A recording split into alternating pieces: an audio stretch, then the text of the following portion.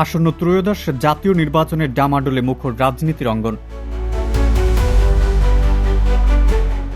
দল গঠন থেকে শুরু করে জোট বড় করতে নানা রকম পন্থা অবলম্বন করছে দলগুলো। এমনকি নির্বাচনী প্রচারণাও শুরু করেছে কোনো কোনো দল। তবে সবকিছু ছাপিয়ে আলোচনায় জুলাই সনদ।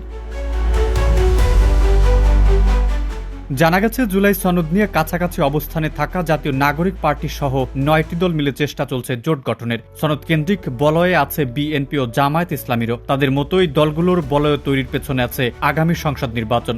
আবার এই সম্ভাব্য জোটের একাধিক দল পরস্পর একীভূত হওয়ার আলোচনাও চলছে। জোট করলে বিএনপি নাকি জামায়াত কোন বলয়ে যাবে তা নিয়ে 9 দলের মধ্যে চলছে প্রাথমিক আলাপ। এর মধ্যে বামপন্থী কয়েকটি দল জামায়াতের সঙ্গে যাওয়ার বিরোধী। তাই প্রত্যাশিত আসন পেলে তারা বিএনপির সঙ্গে নির্বাচনী সমঝোতায় আগ্রহী। গণমাধ্যমে এমনই তথ্য জানিয়েছেন দলগুলোর মুখপাত্ররা। দলীয় জোট গঠনের উদ্যোগে রয়েছে এনসিপি, গণ অধিকার পরিষদ, এবি পার্টি এবং গণতন্ত্র মঞ্চের 6 শরিক, জেএসডি, বিপ্লবী ওয়ার্কার্স পার্টি, গণসংহতি আন্দোলন, নাগরিক ঐক্য, রাষ্ট্র সংস্কার আন্দোলন ও ভাসানী জনশক্তি পার্টি। বিএনপি তাদের যুগপৎ আন্দোলনের শরিক। গণতন্ত্র মঞ্চ নিয়ে আগে নির্বাচন করা এবং জয়ী হলে সরকার গঠনের ঘোষণা দিয়ে রেখেছে। যদিও জুলাই সনদ নিয়ে গণতন্ত্র মঞ্চের অবস্থান বিএনপির চেয়ে ভিন্ন। তারা পিয়ার পদ্ধতির উচ্চকক্ষ, সনদের আইনি ভিত্তি ও সাংবিধানিক সভায় সংবিধানের সংস্কার চায়। এটি এনসিপি, এবি পার্টি ও গণ অধিকার অবস্থানের কাছাকাছি। অন্যদিকে বিএনপি উচ্চকক্ষে পিয়ারের বিরোধী। তারা পরবর্তী সংসদের সংস্কার বাস্তবায়ন চায়। পিয়ারের দাবিতে আন্দোলনে নামা জামায়াত সহ 7 দল সাংবিধানিক আদেশ ও গণভোটের মাধ্যমে নির্বাচনের আগে সংস্কার কার্যকর চায়।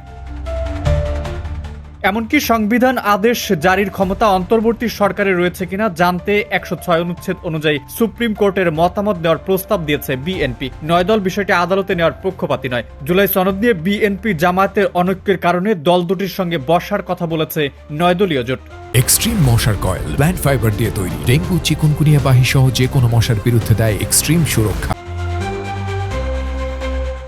এদিকে একীভূত হতে চাওয়া এনসিপি ও গণ অধিকারের আলোচনা আটকে আছে দল দুটির নেতাদের পদপদবীর সমন্বয় নিয়ে। 2018 সালে কোটা বিরোধী আন্দোলনে নেতৃত্ব দেওয়া সাধারণ ছাত্র অধিকার সংরক্ষণ পরিষদের নেতারা 3 বছর পর গঠন করেন গণ অধিকার পরিষদ। এনসিপির শীর্ষ নেতাদের অনেকে তখন গণ অধিকারের সভাপতি নুরুল হক নূরের সঙ্গে ছিলেন।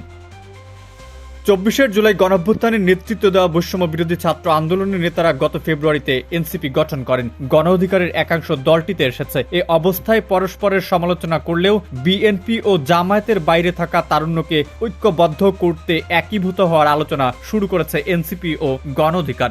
দল দুটির নেতারা গণমাধ্যমকে বলেছেন, সম আদর্শের দুটি দল হওয়ায় উভয়ের রাজনৈতিক অবস্থান দুর্বল হয়ে যাচ্ছে। একীভূত হলে তা শক্তিশালী হবে। গণ অধিকার চায় শুরুতে একীভূত দলের প্রধান হবেন নুরুল হক নূর, পরের মেয়াদে সভাপতি হবেন নাহিদ ইসলাম। তবে এনসিপি আহ্বায়ক ও সদস্য সচিব পদ পরিবর্তনের রাজি নয়। তারা বলছে, নূরের পদ থাকবে একীভূত দলের 3 নম্বরে। তার জন্য নির্বাহী আহ্বায়ক বা অন্য কোনো পদ তৈরি করা যেতে পারে। রাশেদ খান সহ গণ অধিকারের শীর্ষ নেতৃত্বকে শীর্ষ 10-এ রাখা যেতে পারে।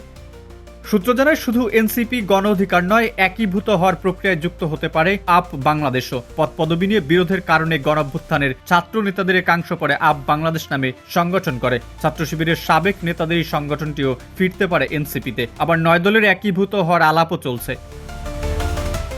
জুলাই সনদ নিয়ে প্রায় অভিন্ন অবস্থানে থাকা 12 দলীয় জোট, 11 দলীয় জোট, এলডিপি, এনডিএম, বিজেপি, লেবার পার্টির মতো দলগুলো আছে বিএনপির সঙ্গে। তাদের কয়েকটি দলকে সংসদীয় আসন ছেড়ে দেওয়ার বার্তা দিয়েছে বিএনপি।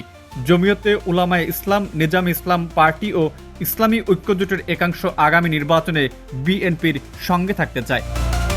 এখন দেখার বিষয়, শেষ হাসি কে হাসে।